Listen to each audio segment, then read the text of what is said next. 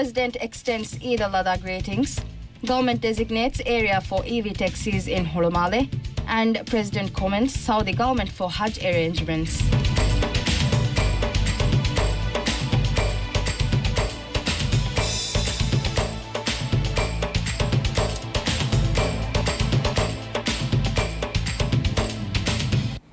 Bismillahirrahmanirrahim. Assalamu alaikum. Welcome to ML News in English. I'm Sharma Shoaib, your host for the evening. On the sacred occasion of Eid al-Adha 1446, President Dr. Mohamed Moizu extended his heartfelt greetings to the people of the Maldives and the wider Islamic Ummah. In his Eid message, the President described Eid al-Adha as one of the holiest celebrations in the Islamic calendar, noting that it symbolizes faith, sacrifice, and togetherness. He observed that generations of Maldivians and Muslims globally have commemorated the festival as a time of divine blessings and spiritual growth. He expressed hope that as the sacred days of Hajj came to a close, believers would receive the full reward for their devotions. He also prayed for Allah's mercy and grace to be bestowed upon the global Muslim community and the Maldivian nation in particular. President Dr. Moizu reflected on the meaning of the verse 110 from Surah Al-Imran, which describes the Islamic Ummah as the best community raised for mankind. He noted that this recognition is earned through a commitment to righteousness, the promotion of good, and the rejection of evil, adding that the moral leadership of the Ummah depends on ethical conduct and shared responsibility. Addressing the spirit of Eid, the President emphasized the values of brotherhood and equality. He pointed out that the festival brings together Muslims from all walks of life who gather in worship, dressed in their finest, and united in prayer. He noted that the communal recitation of the Takbir serves as a reminder of the strength found in the unity and shared faith.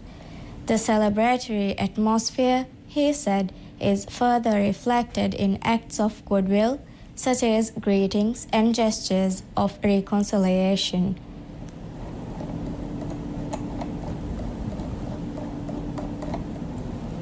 President Dr. Mohamed Moizu has extended his heartfelt appreciation to the government of the Kingdom of Saudi Arabia, the custodian of the two holy mosques, King Salman bin Abdulaziz Al Saud and Crown Prince Mohammed bin Salman bin Abdulaziz Al Saud, for their outstanding hospitality and exemplary services offered to pilgrims, Umrah visitors, and all those visiting the two holy mosques.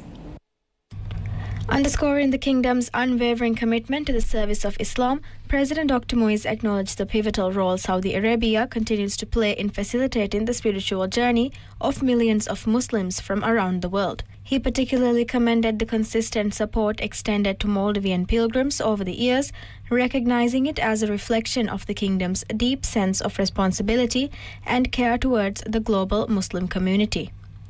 This year, Maldivian pilgrims benefited significantly from streamlined travel procedures owing to the Maldives' participation in the Makkah Route Initiative. This initiative, which is aimed at easing the entry process for pilgrims, granted special authorizations that facilitated a more efficient and seamless journey. In addition to these procedural improvements, enhanced services were provided at accommodation facilities specifically allocated for Maldivian pilgrims, all of which were fully compliant with the local regulations and standards in place. In a heartfelt tribute, President Dr. Moiz also offered prayers for the generous people of Saudi Arabia, invoking blessings for their continued contributions to the service of Islam. He prayed for the long life, good health, and well-being of both the king and the crown prince. Furthermore, he supplicated for the kingdom to remain safeguarded from ill intentions and to enjoy enduring peace, security, prosperity, and dignity. Through a message shared in Arabic on his official X account, the president described the kingdom's generosity as a noble and ongoing act of devotion to Islam. He emphasized that the depth of this dedication is difficult to fully express in words. Highlighting the consistency and quality of services provided to pilgrims, he remarked that such steadfast commitment exemplifies a level of care and excellence that merits the highest degree of appreciation. Since assuming full responsibility for Maldivian pilgrims traveling to Saudi Arabia last year, the Hajj Corporation has intensified its efforts to improve the quality and safety of services offered throughout the pilgrimage. In a recent update, Managing Director of the Hajj Corporation, Mohammad Shakil, highlighted one of the safety measures currently in operation. In a post shared on X, Shakil stated that staff at the corporation's head office in Male are working in 24-hour shifts as pilgrims commence their journey from Makkah to Mina. According to Shakil, the continuous monitoring allows the corporation to immediately respond should a pilgrim stray outside the designated areas. In such cases, the head office in Male contacts the individual directly to confirm their safety and offer any required support. Should on-site intervention be needed, the support teams stationed in Saudi Arabia are mobilized to assist. This robust safety protocol reflects the corporation's commitment to ensuring a secure and well-managed pilgrimage experience for all participants. In addition, to enhance safety measures, several concessions have been introduced this year to ease the pilgrimage experience. This include improved facilities and arrangements in Mina and Arafah, as well as streamlined travel between Makkah and Medina. Minister of Fisheries and Ocean Resources Ahmad Chiam has departed for France to represent the Maldives at the third United Nations Oceans Conference. The third United Nations Ocean Conference will be held from June 9th to 13th in Nice, France. Minister Chiam is scheduled to deliver an address during the opening session of the conference on behalf of the Maldives. In his speech, he will spotlight the country's sustainable fishing practices and the proactive efforts of a small island nation to safeguard its marine environment. He is also expected to outline the challenges the Maldives faces in sustaining these practices amid environmental and economic pressures. According to the Ministry of Fisheries, one of the key messages Minister Chiam will advocate is the urgent need for greater international recognition of countries that manage their marine resources sustainably while protecting fragile ecosystems. He will also call for increased international funding for marine and environmental protection and propose the establishment of special privileges for environmentally vulnerable nations such as Maldives, which are already implementing robust measures for sustainability and conservation. He will also emphasize the importance of recognizing the Maldives tuna as one of the most environmentally sustainable fishing methods. However, he will note that the country continues to face some of the highest tariff burdens among small island and fish exporting nations, posing major challenges to fair competition in global fish markets. In his address, the minister will call for greater international attention to the need for tariff structures that support and incentivize sustainable fishing practices. As part of its initiative, the Maldives will also host a special session on the sidelines of the third United Nations Oceans Conference. According to the Ministry of Fisheries, this session will feature in-depth discussions and expert exchanges focused on advancing small-scale fisheries in countries like the Maldives. We'll be right back after a short break.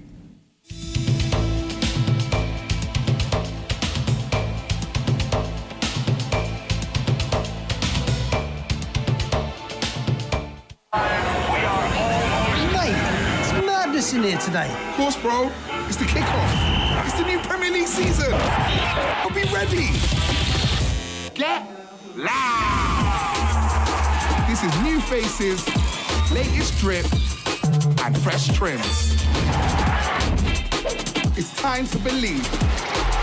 The greatest league in the world is back. Brought to you by MediaNet. Kafa, tiga pocket enna kontaga phone lani. Kafa passport atungi family ko gillijiayo. Kafe kanitudani foshi gillijiayo. Kokko hasnuwe kafe dani hajjen umra plan nagag. Konkamaka kafa haswambi. Ituru malumat Elite mobile app adi myelite.mv. Elite Ailaya Marhaba.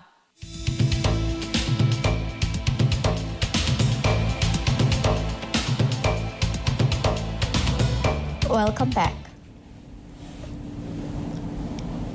The United Arab Emirates, UAE, has become the Maldives' largest source of imports so far this year, according to recent data released by the Monetary Authority of Maldives, MMA. As of April 2025, the total value of imports into the Maldives stood at $1.2 billion, marking a modest increase of 0.6% compared to the same period last year.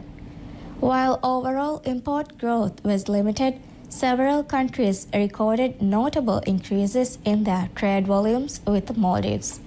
Leading the surge, the UAE imported goods worth $325.5 million into the Maldives as of April, representing a significant 89.1% rise from the $172.1 million recorded during the same period in 2024.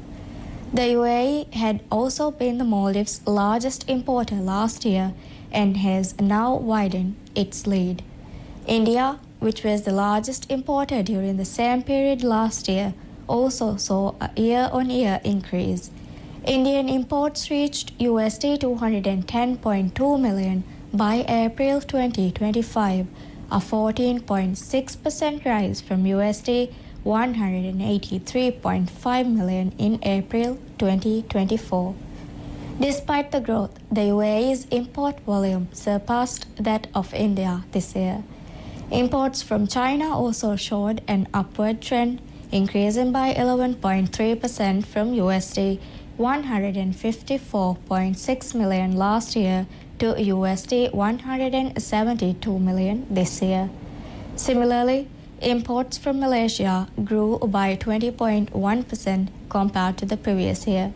According to the MMA, the increase in imports is an indication of economic strength as it reflects sustained domestic demand and the public's purchasing power.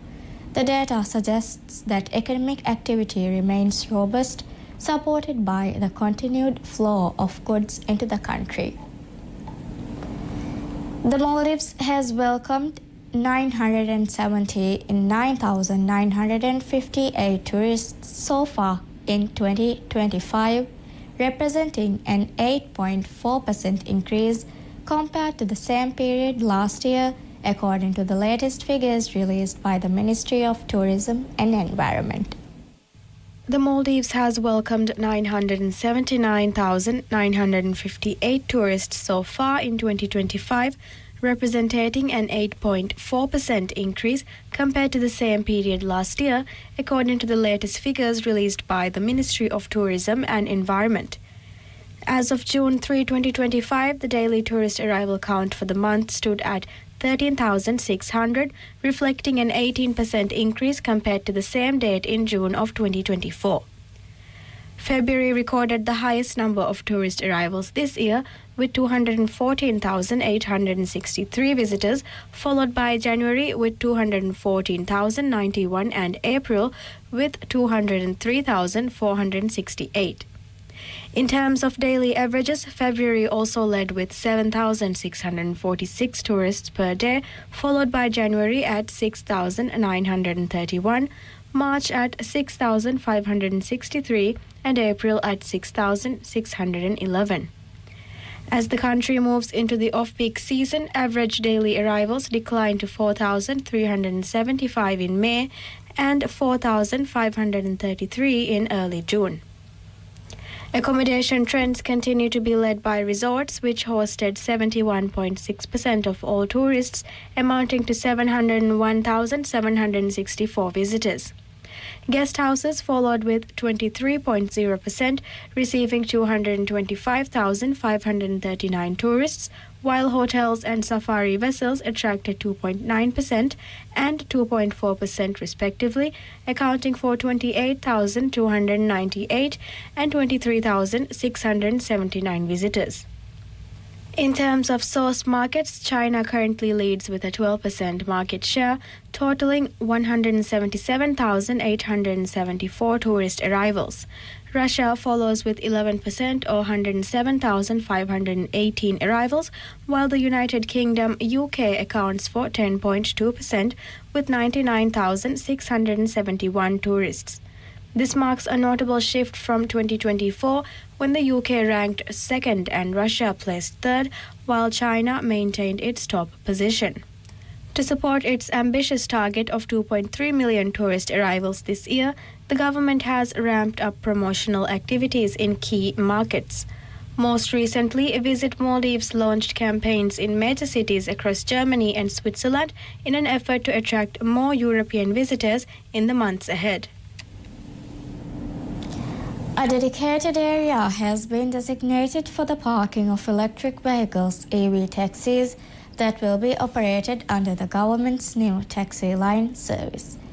The allocated space is located in the third phase of Holomale.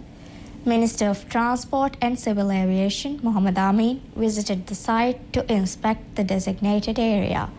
He was accompanied by the Managing Director of the State Electric Company Limited, Stelco, and senior officials from the Maldives Transport and Contracting Company, MTCC. The government plans to introduce 100 taxis under the new taxi line initiative, with MTCC serving as the service provider. This move is a part of a broader strategy to improve the quality and accessibility of public transport services across the Maldives. According to the government, the taxi line will be designed to meet the expectations and needs of the public, providing a reliable and consistent service. It has also been clarified that the new initiative will not interfere with existing taxi services currently operated by private individuals. It has been a bustling week in the Maldives with impactful moves in healthcare access, ambitious housing projects taking shape, and the nation making its mark on the international stage.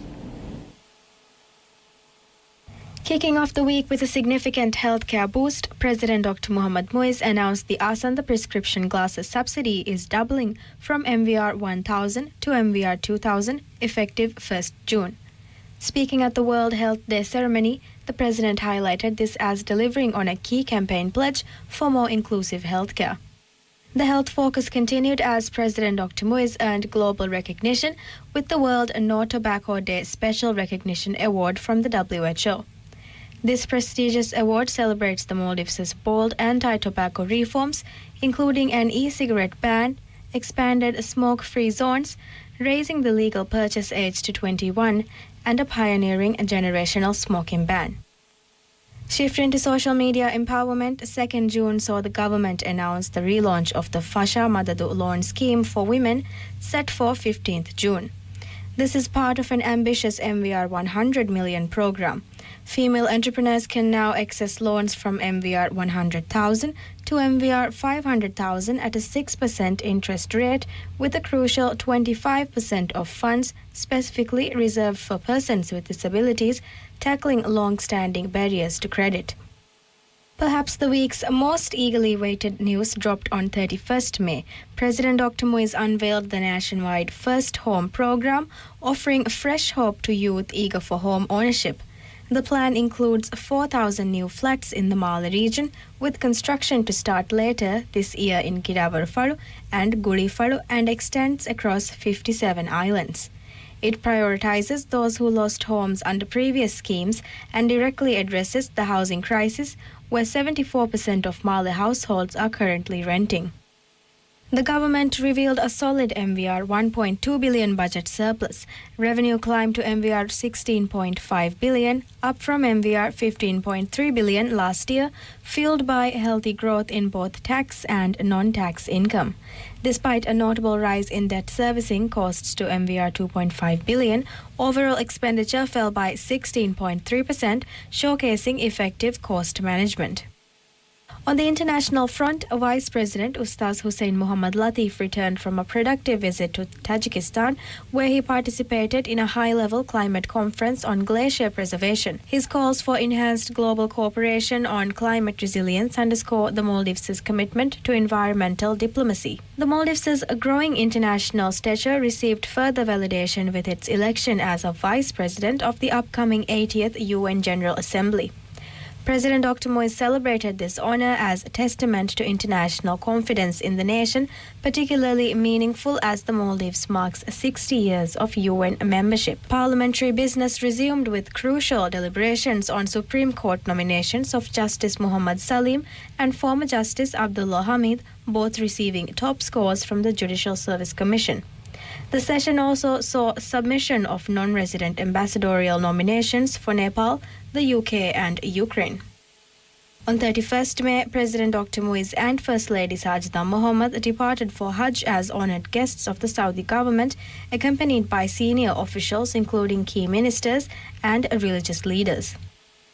Supporting pilgrims further on 2nd June during a meeting with Maldivian pilgrims in Mecca, the President announced comprehensive free medication and vaccination services for pilgrims following a doctor's consultation. Health facilities are also planned across all inhabited islands.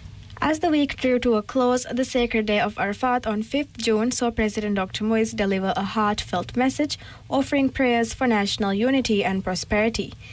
He emphasized the day's profound spiritual significance for Muslims worldwide and highlighted his administration's commitment to integrating spiritual values with governance. And that concludes our weekly roundup. Wish you a blessed Eid from all of us at MMTV. Have a good day.